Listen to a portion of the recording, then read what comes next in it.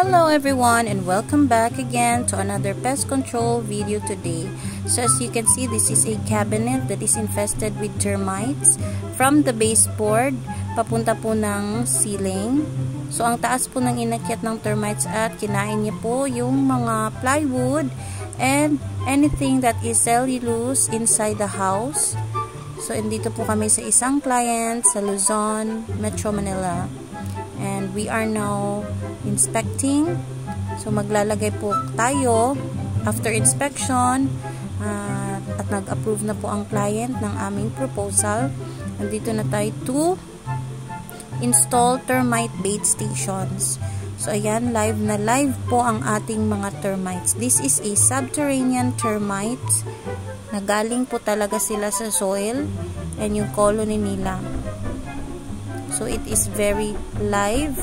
Yung mga termite tunnels, makikita niyo po dyan yung mga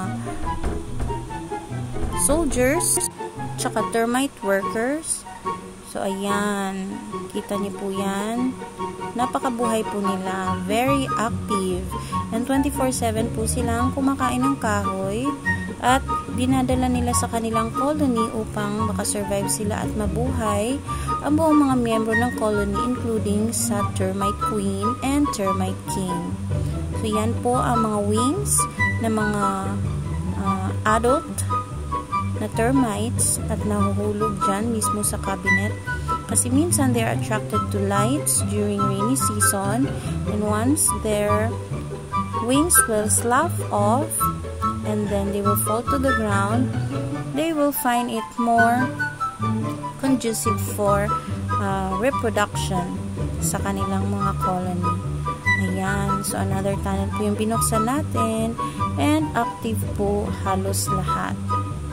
So, hindi lang po yung cabinet po ng master bedroom yung chinek natin, including the storage, all the bedrooms, and also the lanai area, and the other parts of the residential unit.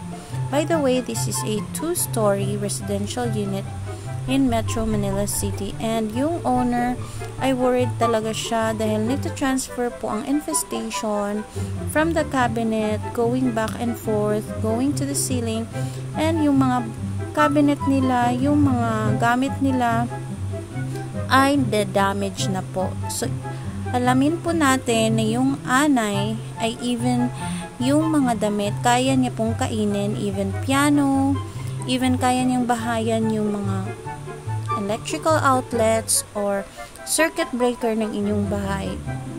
Hindi niya makain yung mga wirings, pero kaya po niyang bahayan dahil nakakadaan po sila sa mga crevices and spaces ng hollow blocks.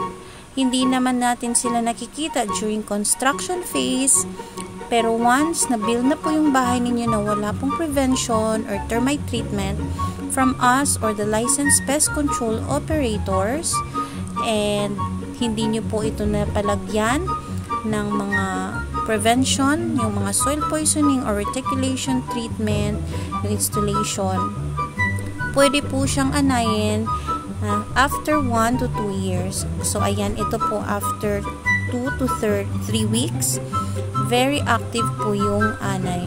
So nakikita niyo po na nagkukonsume na po siya ng ating termite baits. So ayan, let's check another termite bait station na nilagay natin sa molding na ating ceiling kasi halos ubos na talaga yung molding. So expected po na kinain na po ang ating termite bait. So wala pa pong 3 weeks yan. So as you can see, halos paubos ng ating mga bait. So magre-refill po tayo. Ayan, nakikita niyo ba yung mga anay na yan? Very active and very live. So maglalagay po tayo ng panibagong termite baits para po maubos ang kanilang colony. Ito naman yung nilagay natin sa cabinet. Parang kumain lang sila ng onte. Okay, so nakain pa rin nila. And here, we have here sa storage area na kung saan may nakita tayong 4. Very minimal lang dito yung termite. Pero tingnan natin kung minimal lang din ba yung kinain nila. Sa tapat ito ng isang bunk bed na also ay wood. And kinain din nila yung bunk bed. Oh, so it's surprisingly ubos na rin. So, onti na lang din yung natira. Kaya, we will also refill this bait station. So, ayan. This one is after 2 months ng pagre-refill natin. So, makikita ninyo, negative na po at wala na pong gumagapang. Ubos na po yung ating bait. Yung iba binahayan po. So, ayan, umitim na. May makikita kayong mga insekto na lang. At saka yung mga ulo and also the wings ng termite ay naiwan sa bait. So, ito po yung pinakalas na refilling natin na umabot po tayo ng 2 months.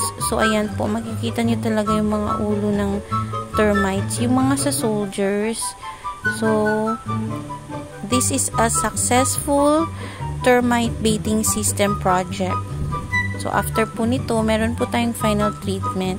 So, pinakita po ng ating service technician na yung wings ay dumikit po sa mga cover ng ating stations. And napakaganda po dahil successful ang ating pag-treatment dito sa project na ito. Kaya very thankful po si owner.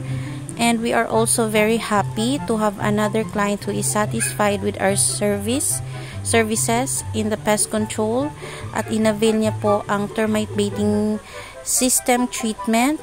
And we are hoping na marami pa pong mga clients na darating that will also avail our services and will also be happy and satisfied at matulungan namin sa kanilang mga pest control problem.